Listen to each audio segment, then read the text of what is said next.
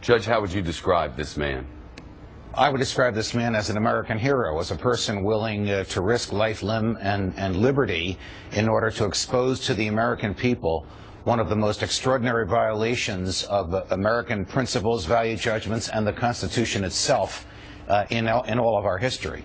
A person so familiar with the intelligence community, as you heard from the excerpts that you just played. He's aware of the personal danger to himself. He knows of the likelihood of prosecution, but he also understands that the government listening to half the country is not what was bargained for when statutes were enacted in the days and weeks after 9/11.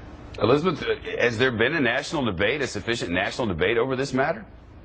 Absolutely not, because we haven't known that this is in fact the government's interpretation of these statutes, and we haven't known that it's the court's interpretation either, because it's a secret court. It rules in secret. It only has one party in front of it most of the time. That's the government. So, I mean, the president said it the other day. We need to have a public debate about potential trade-offs between our liberty and our security. You know, Judge, a national debate normally comes before the government does something, not after it's been doing it for years. Correct. I mean, that's what's so upsetting about this. Everybody understood, or everybody that follows this understood, that the FISA law, written in response to the abuses in the Nixon administration, created the secret court. But it was authorized to give search warrants to listen to the conversations or monitor the communications of foreign agents in the United States.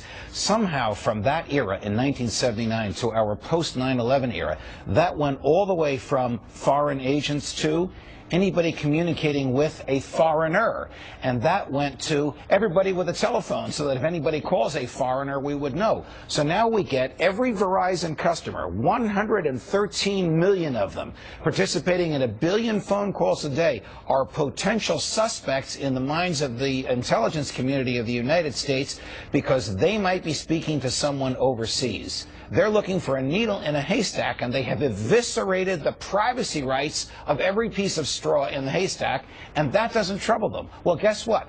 The Fourth Amendment was written to prevent this very behavior, the concept of a fishing expedition or a dragnet. That's why the Fourth Amendment requires specific, articulable suspicion about a specific person before a search warrant can be given. Not a search warrant so vast that it covers more than half the country. What about all of these leaders who have implemented this and are now standing up defending this? What's your take on them as a group and as individuals? They are unworthy of jobs as guardians of our liberty under the Constitution. Who is? Whoever authorized this, whether the president authorized it, whether the attorney general authorized it, whether the judge who was appointed by President Reagan and who signed the search warrant authorized it, anybody who thinks that it is consistent with the Constitution for spies in the United States of America working for the federal government to spy on more than half the country does not understand the Constitution, does not accept our values, does not understand our history, and ought not be in office. So what do we do about that? We raise Cain like we are raising now. We raise hell like we are raising now. We encourage members of Congress to expose this and find out how this happened. Did Admiral Clapper lie when he was asked by Senator Wyden, Admiral, are you surveilling tens of millions of Americans and gathering information about them? Answer, no, sir. 2 months ago. Not 6 years ago, 2 months ago. That question, that answer under oath. Admiral Clapper is the Director of National Intelligence. He runs the NSA. Elizabeth, do you agree?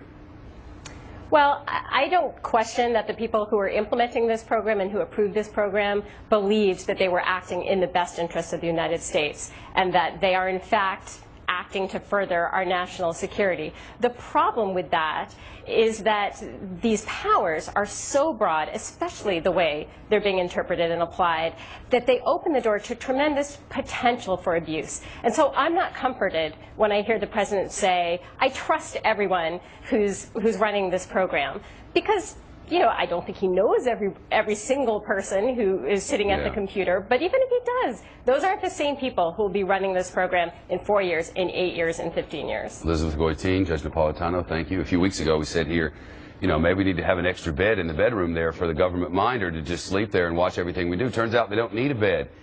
They're more like drone pilots than anything else. They can just sit somewhere way away and watch everything we do.